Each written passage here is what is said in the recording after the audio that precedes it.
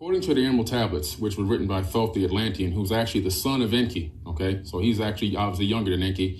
He has been around for hundreds of thousands of years. In the Emerald Tablets, he describes going into this chamber underneath the Great Pyramid called the Halls of Amenti.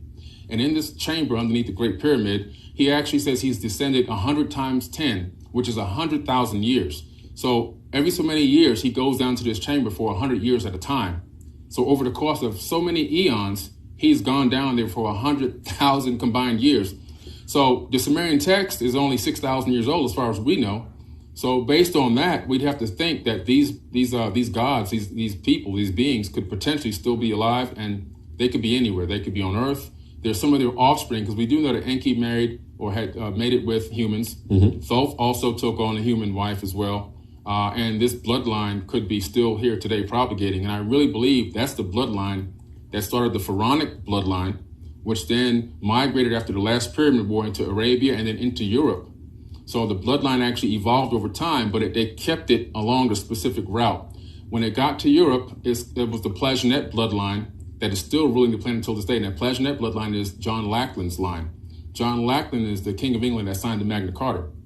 But every single... King John from... Exactly. From the Robin Hood legend. Exactly, yes. Mm-hmm. And every president of the United States of America is related to John Lackland and that Plantagenet bloodline, which goes back to the Arabian kings, which goes back to the Egyptian pharaohs, which then goes back to the Sumerian kings list in Iraq. Think about that for a minute. The only one president that's not related to that bloodline is Van Buren. Now, it doesn't help when you put my cousin Dick Cheney, my cousin Dick Cheney, my cousin Dick Cheney, my cousin Dick Cheney, my cousin Dick Cheney, my cousin Dick Cheney in charge of energy policy in the White House. That doesn't help.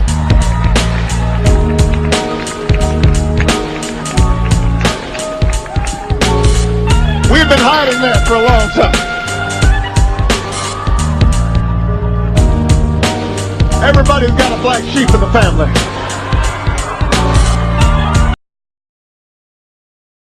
So you're for Barack Obama? No, but I thought I should admit this fact as Who knew you and Dick Cheney cousins? You know, listen, I don't think I'm going to the family reunion. I don't know how I'll be greeted. But no, you know, these folks have been doing all these genealogies on me, and right. You know, they've found all sorts of strange connections. This has got to be the strangest, though. Well, listen, if you go back far enough, you know, you got all kinds of crooks and thieves in your family. Early show national correspondent Tracy Smith has the story of George W. Bush's many relations. My honor to bring to you the 41st president, a great dad, George H.W. Bush. We all know his father, but what about his cousins? Check out this family tree, done with research at Ancestry.com. What would you say if I told you he's related to all of those people? That you're wrong. Oh, no, I'm not. Let me take you through this, branch by branch. The 101st Airborne Division, air assault. Vice President Dick Cheney, the man who's only a heartbeat away from the presidency, is actually a blood relation. He's President Bush's 9th cousin once removed. Cheney's cousin Barack Obama is also Bush's 11th cousin, and the 9th cousin, Brad Pitt. But we're only just getting started. President Lincoln was President Bush's 7th cousin 5 times removed, and Bush shared more than just a ballot with John Kerry. That's right, cousins twice removed. Really? What do you think of that? Yeah, they have the same chin. There's also royalty in the Bush bloodline. Princess Diana was Bush's 11th cousin twice removed. And then there's this bombshell. Happy birthday, Mr. President. Sure, she may have been singing to JFK, but what about GWB? He is, after all, her 9th cousin. Maybe it's the eyebrows. I think They have the same eyebrows? He's also related to Playboy founder Hugh Hefner, even Pocahontas, and Vlad the Impaler. Trace the family tree far enough, and you get Madonna, Celine Dion. Fit the bill in every single aspect. If you go to the web pages and you look at the bloodlines of the American presidents, then it is a known fact that all the presidents that have well, reigned in the United States have all been related. So let's have a look at what the media has to say. If all presidents are related, which of the 2017 candidates will be the next president? As it turns out, both Trump and Hillary Clinton are related to John of Gaunt, a 14th century royal.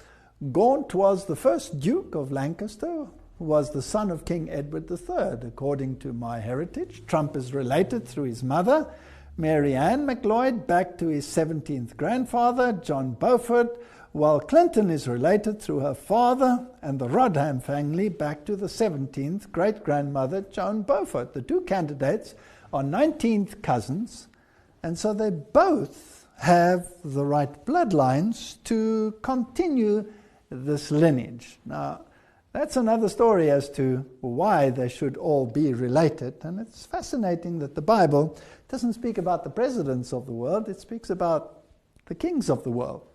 And it really, over the course of history, hasn't mattered which of the candidates has won, because the candidates have always both been in the same bloodlines. Here are the American presidential bloodlines. Here's another page that explains this. Did you know all 44 US presidents have carried European royal bloodlines into office? 34 have been genetic descendants of just one person, Charlemagne, the brutal 8th century king of the Franks. Now, that's a fascinating story, because Charlemagne is, of course, the one who was crowned emperor of the Roman Empire, the new Roman Empire, and the Pope was crowning him whilst his kingdom was falling apart. So he's a symbol of this unity of the world under one leadership, the papacy. And then if we go to Edward III of England, in fact, the presidential candidates with the most royal genes has won every single American election. Now, it seems as if Trump and Hillary had exactly the same lineage, so it didn't really matter which one of the two won. This information comes from Burke's Peerage, which is the Bible of aristocratic genealogy based in London. Every presidential election in America since and including George Washington in 1789 to Bill Clinton has been won by the candidate with the most British and French royal genes. Of the 42 presidents to Clinton, 33 have been related to two people, Alfred the Great, King of England, and Charlemagne, the most famous monarch of France. So it goes on. 19 of them are related to England's Edward III, and has 2,000 blood connections to Prince Charles. The same goes with the banking families in America. George Bush and Barbara Bush are from the same bloodline, the Pierce bloodline, which changed its name from Percy when it crossed the Atlantic. Percy is one of the aristocratic families of Britain to this day. They were involved in the gunpowder plot to blow up Parliament at the time of Guy Fawkes. Now that's even more fascinating, because that was a Jesuit plot to overthrow the Protestant government in the United States. So if all these bloodlines belong to these individuals that overthrew Protestantism, well, that would be an interesting plot for the puppet masters to work on behind the scenes. Now, what I want to show here, it absolutely doesn't really matter whether it was Clinton or Trump. And I said that in a video I made like 2-3 months before the election. I would have said that to you 3 years ago. I would have said that to you 10 years ago. Because I've known, and a lot of people do know, that the American presidents have all been part of the monarchy. And here is clearly the evidence that they're happy to tell you